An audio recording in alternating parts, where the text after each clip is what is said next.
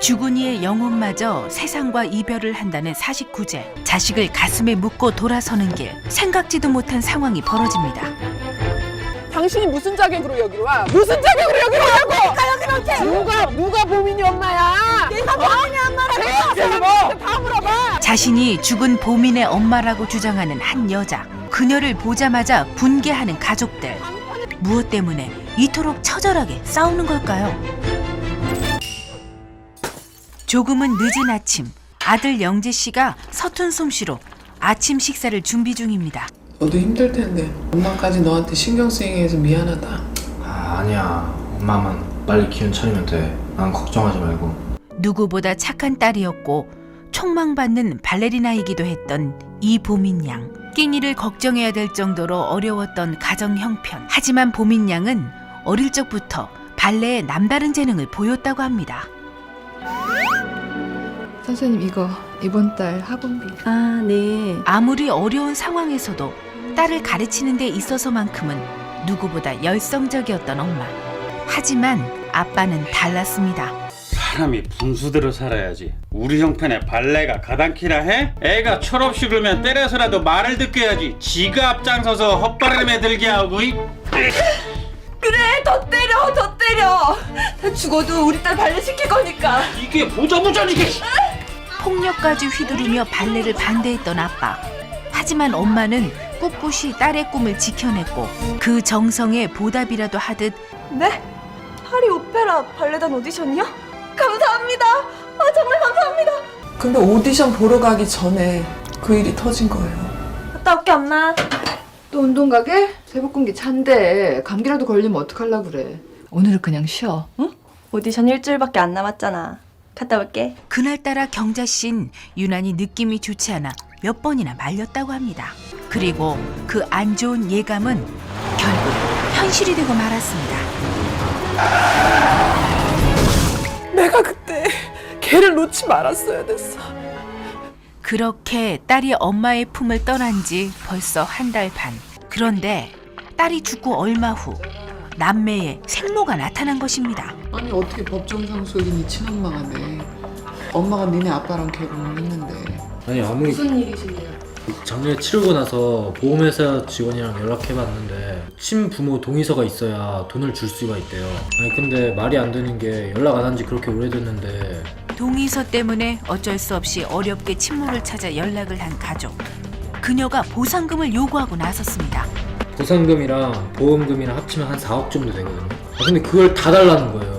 아니 심지어 저희 어머니가 보험 가입하고 돈도 저희 어머니가 냈어요. 우리가 어떻게 살았는지도 모르는 사람이 그렇게 갑자기 나타나서 돈을 달라고 하니까 저는 정말 어이가 없는 거죠. 엄마가 무거운 발걸음을 이끌고 딸의 사고 현장을 찾았습니다. 한 번은 봐야 될 것 같아서 왔어요. 여기가 보민이 사고 현장이라고 그러는데 근데 좀 이상한 게 여기가 우리 집에서 많이 떨어져 있는 데거든요. 근데 왜 그 새벽에 보민이 혼자 여기까지 운동을 나왔는지 엄마는 도대체가 이해가 안 된다. 대체 왜 그날 보민인 집에서 30여 분이나 떨어진 이곳까지 왔던 걸까? 다음 날 수목장을 한 딸의 추모목으로 향하는 길. 보민아, 엄마 왔다. 아이고, 너한테 해준 것도 없어서 정말 미안하다. 그런데 잠시 후 예상치 못한 불청객이 나타났습니다. 내가 어디라고 하지고요? 바로 15년 만에 나타난 남매의 친엄마입니다. 내가 여기 못 오게 왔어요, 지금? 저 당신 딸이야. 내 딸이야. 내가 보민이 어쩌면 그 나쁜 수가 있어, 이 여자야. 뭐가 이 뻔뻔스러운 이 여자야. 내가 나는데. 뭐? 누가 보민이 엄마야? 내가 보민이 엄마야, 내가. 그러면 다야. 흥분한 가족들에게서 도망치듯 자리를 뜨는 친엄마. 보민이 내 친딸입니다. 난 엄마로서 내 할 일을 했을 뿐이에요. 그 와중에도 끝까지 친엄마로서의 권리를 주장하는데요. 아무리 그래봐, 내 딸이라고. 이틀 후 금방 올게. 차 조심해라. 아유 지하철만 타고 다닐 테니까 걱정하지 마. 아들이 나간 후 그녀가 무언가를 들고 나왔습니다. 내가 이 집에 와가지고 우리 보민이가 나한테 준 첫 번째 편지. 글씨 삐뚤삐뚤한 것 봐. 불임으로 한 차례 이혼의 아픔을 겪었던 그녀는 재혼으로 얻은 남매를 친자식으로 여기며 키웠다고 합니다. 난 솔직히 돈이 없어도 돼요. 보민이가 죽은 마당에 이깟 돈이 무슨 소용이 있다고.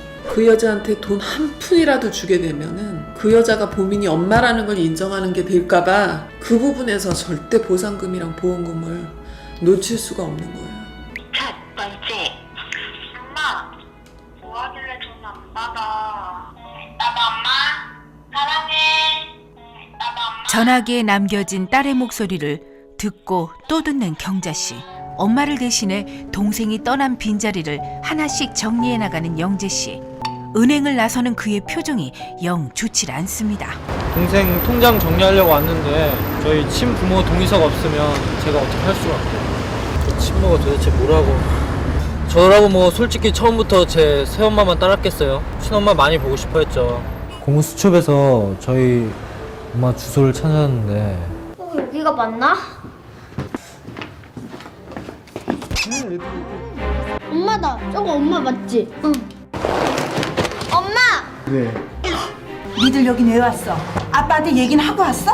아니? 이영재, 너 제정신이야? 보민이를 여기 데리고 오면 어떡해? 2번 다시 여기 오면 안 돼? 엄마, 아빠한테 전화할 테니까 여기서 잠깐 있어. 엄마.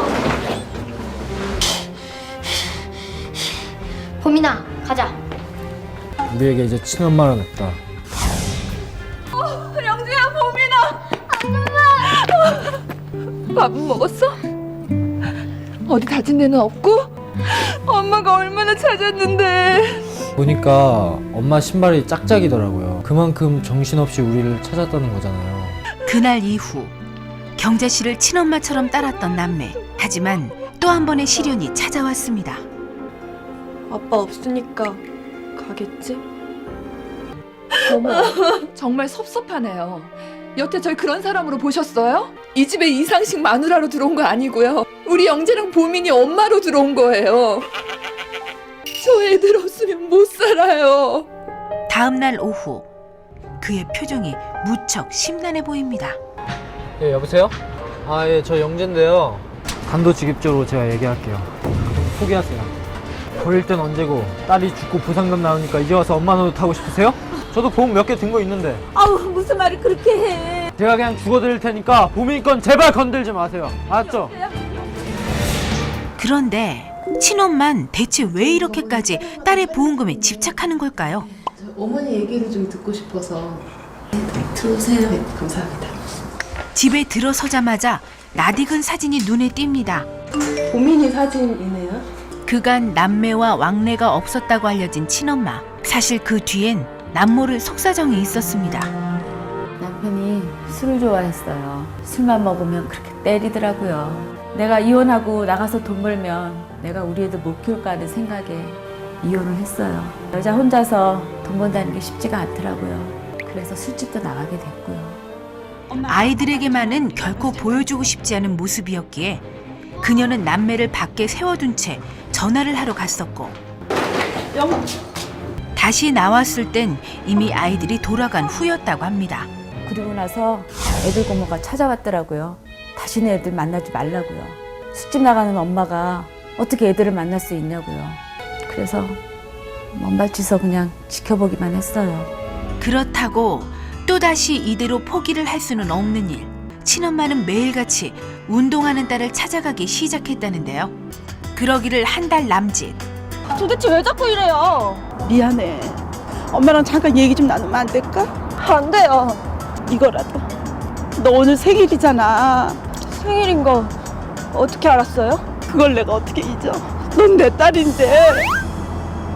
계속되는 그녀의 진심에 딸 보민 씨는 조금씩 마음의 문을 열기 시작했고 그렇게 오해를 푼 모녀는 이후 아침 운동을 핑계로 일주일에 한 번 이상 가족들 몰래 계속 만남을 가졌다고 합니다. 보인아. 엄마. 이거 마셔. 많이 기다렸어? 아니. 아우, 엄마 너무 좋아. 가자. 그날도 저 만나러 오다 그렇게 된 거예요. 그녀는 딸의 공연만은 한 번도 빠짐없이 참석했다고 합니다. 레슨비는 뭐예요? 우리 보민이 개인 레슨 받았거든요. 딴 애들은 유학도 가고 별 학원을 다 다니는데 우리 딸 혼자서 어떻게 하겠냐고요. 제가 레슨비 다 됐습니다. 딸의 죽음을 믿고 싶지 않은 엄마는 요즘도 가슴에 쌓인 그리움의 말들을 매일 문자에 담아 보내고 있습니다. 며칠 후 경자 씨 가족과 친모 미숙 씨가 한자리에 모였습니다. 더 이상 미룰 수 없는 보상금 문제 때문인데요.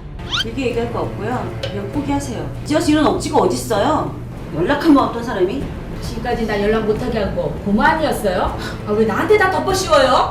애초에 술집을 나간 게 잘못 아니에요? 내가 오죽했으면 이혼했겠냐고요. 저 정말 고생 많이 했다고요. 고생은 오빠 만나서 당신보다 여기 언니가 더 많이 했거든요? 당신 돈 번답시고 우리 딸 공연 한번 보러 간 적 있어요?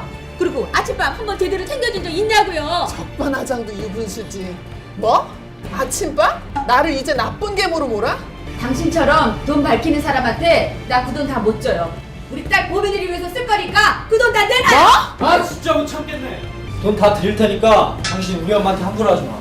당신은 이제 진짜 자식이 없는 거야. 알았어? 미숙 씨는 대체 그 돈을 어디에 쓰려고 이런 수모까지 참아내는 걸까요? 다음 날 보민 양의 연습실을 찾은 모자. 미뤄뒀던 짐을 정리하기 위해서입니다. 이거 새거인 거 같은데? 왜 한 번도 안 신었지? 이거 보민이 가방 맞아요? 아, 그거 보민이 친엄마가 사준 거예요. 친엄마요? 네. 새엄마 계시는데 서운해 하실까봐 얘기도 못하고, 그리고 친엄마 만났을 땐 아침밥도 두 번씩이나 먹었다고 얘기하더라고요. 그래서 그 여자가 그랬구만. 밥도 굶긴다고.